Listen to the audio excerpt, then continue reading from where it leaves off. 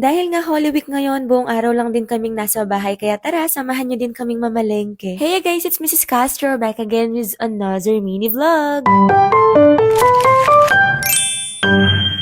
For today's vlog, nagising nga ako dito sa dalawa na to kasi tignan nyo, naglalaro sila dito. Pero kapag kaganyan sila, hindi ko naman din pinapagalitan kasi ang cute-cute ba naman. Relax na relax nga dito si Tabi, tignan nyo ang sarap ng higa. Si Amor naman, nonchalant yan after niya talagang makapon. Anyway, hindi na rin ako bumalik sa pagtulog ko at tumayo na rin ako. Etong si Mr. Castro naman, kanina pa pala gising yan, hindi lang niya ako ginigising. Meron din kasi kaming ipapagawa sa likod ng bahay. Tsaka ko na ipapakita sa inyo kung ano yun. O diba, ngayon naman si Tabi at tsaka si Amor na yung naglalaro. Kahit makulit yung mga yun guys, naku, napakasarap talaga nilang kasama. Sobrang sarap talagang magkaroon ng mga aso at saka pusa. Alam mo yun, nakakawala talaga ng pagod yung mga yan. Lalong-lalo na kapag ka naglalambing pa. After kong maghilamos at magligpit, bumaba na ako para mapag-ready na sila ng pagkain. Inuuna nga namin palaging pakainin yung mga pusa kasi nga si Kali hindi naman yan agad kumakain. Si Amor nga hindi mahirap pakainin pero itong si Tabi, Diyos ko, napakaselan yan. O diba, tignan nyo naman, napakapogi na parang dati lang ay napakaliit at dusing. Parang dinadasalan pa nga ni Tabi yung cat food niya bago niya kainin. Kasi guys, magmumuni-muni muna yun bago siya kumain. Huwebes Santo na nga ngayon pero ngayon lang talaga kami lumabas ng bahay. Kapag ka kasi ganitong Holy Week, hindi talaga kami lumalabas or bumabiyahe. Ngayon lang talaga kasi nga mamamalengke kami ng sariwang isda. Hindi muna din kami magkakarne at buti na lang talaga buhay pa tong mga tilapia. Fresh kasi sila kapag ka ganito tapos masarap. Naghanap nga din kami ng talbos ng kamote, okra at saka talong. Masarap kasing i-partner yon dun sa piritong tilapia tapos sausaw sa alubebe. Ano ba sa Tagalog yung alubebe? May Tagalog ba yun? Basta guys, color brown yon tapos nilalagyan ng suka. Hindi ko kasi alam yung Tagalog nun. Alubebe ba?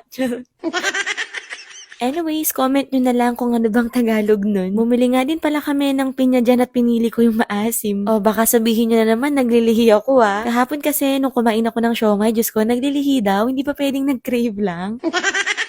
Chill lang kayo guys, darating din tayo dyan. Anyways, nasa bahay na nga pala kami at nagpe-prepare na para makapag-lunch na din. Si Mr. Castro ang nakatoka sa mga piritong tilapia, ako naman hihiwain itong mga pinya. Alas 10 na dyan, kaya naman i-ref ko muna to para lumambig mamayang alas 12. Mas masarap kasing kainin itong pinya kapag ka malamig. At kapag pala hinihiwa ko to guys, bite size na agad. Para kapag ka malamig na, ready to eat na, diretso ng subo. Ayaw ko kasi sa pinya guys, yung overripe. Feeling ko kasi kapag ka hinog na hinog yung pinya, parang lasang sirana. Ewan ko kung ako lang ha, kaya kapag bumibili ako ng pinya, gusto ko yung medyo bubot. Yung mga isda nga, 4 na yung binili namin para yung 2 mamayang gabi. Tapos yung 2 naman ngayon, tag-isa kami ni Mr. Castro. At dito nga siya sa labas nagpirito kasi mas maganda yung pagkakapirito kapag dito. Ako naman, pumasok na dito sa loob para naman maasikaso na tong mga gulay. 2 tali din ng talbos ng kamote yung binili namin para yung isa ay mamayang gabi. Ayaw na rin kasi namin lumabas mamaya para isahan na lang. Bumili nga din pala kami ng talong na pabilog kasi mas masarap to. Sa banyo nga ako nagbanlaw ng gulay kasi wala na namang tubig. Shout out Prime Water. Diyos ko, araw-araw yata wala kaming tumutulong tubig at gabi na talaga nagkakaroon. O siya, bibitinin ko muna kayo guys dahil kakain muna kami. Comment for part 2 na lang para sa mga ibang ganap. Bye! Mwah!